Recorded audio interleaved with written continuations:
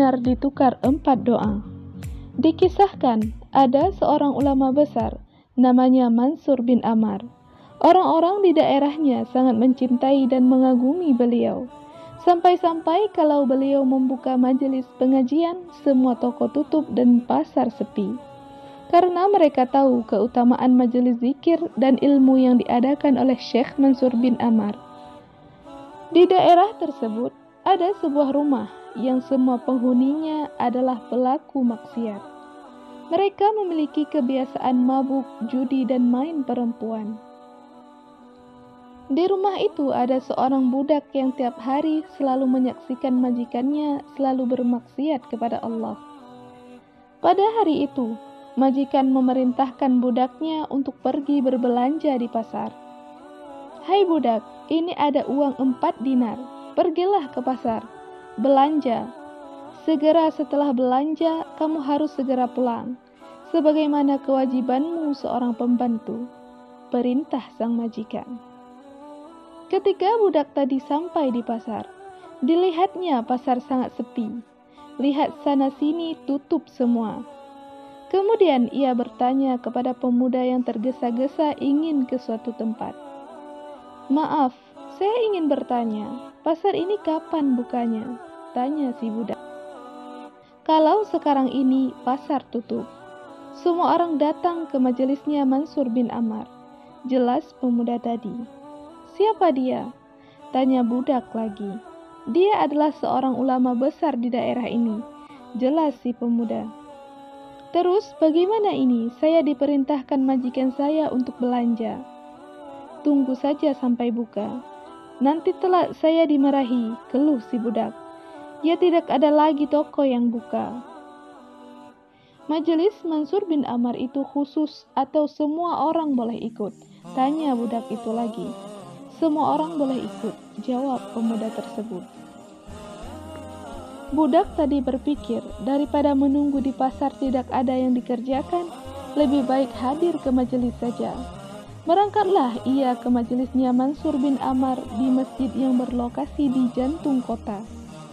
Sampai di sana, ia duduk di barisan paling belakang, agar bisa cepat pulang dan berharap di perjalanan pulang menjumpai toko yang sudah buka. Mansur bin Ammar menyampaikan ceramah yang amat menyentuh, sehingga membuat sebagian jemaah yang mendengarkan meneteskan air mata. Selesai ceramah, ada satu orang yang hadir membisiki beliau.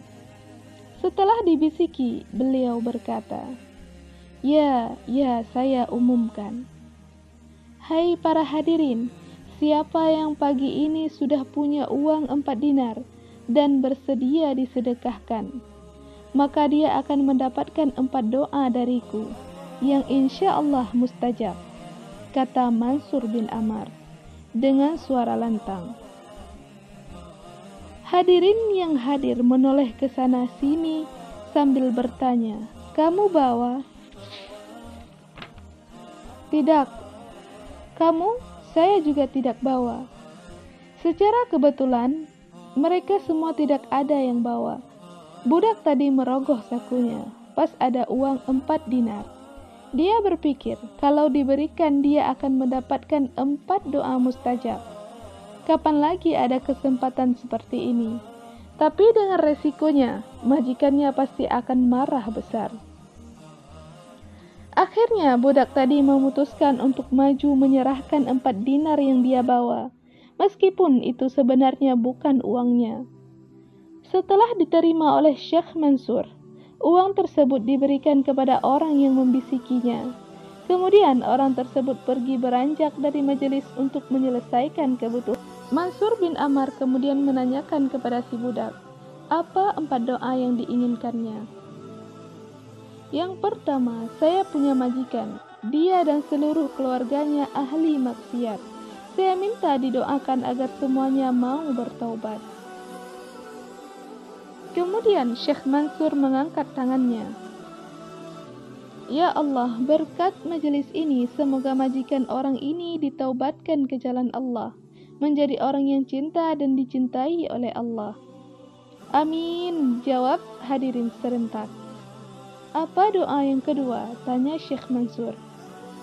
Saya ini seorang budak, saya ingin merdeka. Ya Rab, orang yang ada di depan ini adalah seorang budak. Semoga segera dibebaskan oleh majikannya. Amin, jawab hadirin serentak. Yang nomor 3, tanya beliau lagi. Saya ingin mendapatkan rezeki 4 dinar untuk membayar hutang. Itu tadi uang siapa? Itu tadi uang majikan saya. Kok tidak bilang? Maaf, saya sudah terlanjur saya belikan. Ya sudah. Ya Allah, berikanlah rezeki 4 dinar kepada budak ini untuk membayar hutangnya. Amin, jawab hadirin serentak. Yang terakhir apa doanya?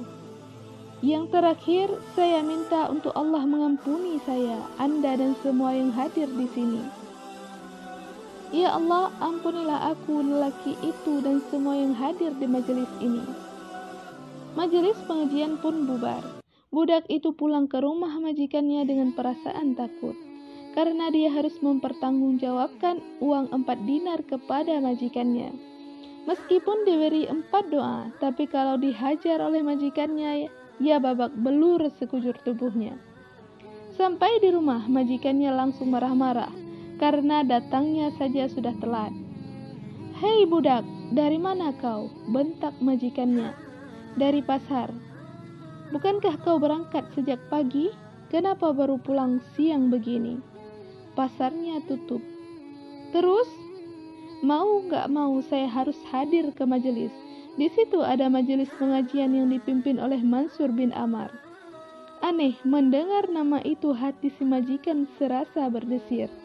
Siapa Mansur bin Amar? Saya tidak tahu, pokoknya dia pemimpin satu majelis pengajian. Orang-orang berbondong-bondong mendatanginya sampai pasar tidak buka. Terus apa yang kamu lakukan? Saya menunggu di situ. Saya sudah niat mau belanja setelah majelis selesai. Tetapi Mansur bin Amar mengumumkan barang siapa punya 4 dinar akan aku berikan 4 doa.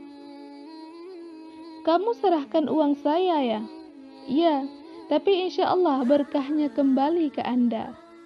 Aku tidak peduli, uangku mana, belanjaku mana. Tapi doa itu diamini ribuan orang yang hadir di majelis yang dipimpin oleh Mansur bin Amar. Majikannya tiba-tiba terdiam sejenak. Apa doamu? Tanya si majikan. Yang pertama, saya minta semoga majikanku ditaubatkan oleh Allah. Kamu meminta itu di majelis? Majikannya seperti tidak percaya. Ya, saya terus terang sudah sumpek melihat Anda setiap hari berkubang maksiat. Aku berharap Anda mau bertaubat. Majikannya meneteskan air mata, haru hatinya mengetahui budaknya memiliki perhatian terhadap dirinya. Kamu ingin aku bertaubat? Iya, saya takut Anda mati dalam keadaan masih seperti ini. Seketika majikannya bersujud menangis dan berkata, Ya Allah, saya bertaubat, astaghfirullahaladzim. Setelah tangisnya reda, majikannya bertanya lagi, terus doamu yang kedua apa? Saya minta untuk Allah memberi kemudahan saya menjadi orang bebas. Saya sudah lama jadi budak. Karena engkau meminta doa kebaikan untukku, maka aku akan berbuat baik kepadamu. Engkau aku bebaskan di jalan Allah. Kemudian apa yang ketiga? Ketiga, saya minta supaya dapat 4 dinar untuk mengganti milik Anda. Uang 4 dinar itu aku hadiahkan untukmu. Kamu sudah tidak berhutang lagi. Terus doamu yang terakhir apa? Tanya majikannya lagi. Saya meminta Allah mengampuni Anda, saya, Mansur bin Amar, dan orang yang hadir di majelis tersebut. Kalau ini saya tidak ikut-ikut. Terus bagaimana? Tanya si budak. Ya sudah, 3 hal saja sudah saya lakukan. Yang keempat, kita sama-sama meminta kepada Allah, kamu silahkan pergi kemanapun, kamu sudah bebas. Majikan itu lantas menemui istrinya, menceritakan peristiwa yang baru saja dialami sambil menangis. Satu keluarga itu akhirnya bertaubat atas semua kemaksiatan yang biasa mereka lakukan. Beberapa hari kemudian, si majikan itu bermimpi mendengar ada suara yang berkata, "3 permintaan kau berikan dan aku cuma 1 permintaan tidak aku berikan. Kamu sangka dirimu lebih dermawan dari aku? Ketahuilah aku mengampuni dosamu, dosa budakmu, Mansur bin Ammar, dan yang hadir di majelis itu." Saat terbangun, dia merasakan kegirangan dengan apa yang didengar dalam mimpinya. Sebuah isyarat bahwa Allah telah mengampuni mereka dan mengabulkan doa yang keempat. Dia segera mencari bekas budaknya untuk mengabarkan isi mimpinya. Kisah ini mengingatkan kita betapa dahsyatnya doa yang dipanjatkan di majelis ilmu dengan diamini oleh banyak orang.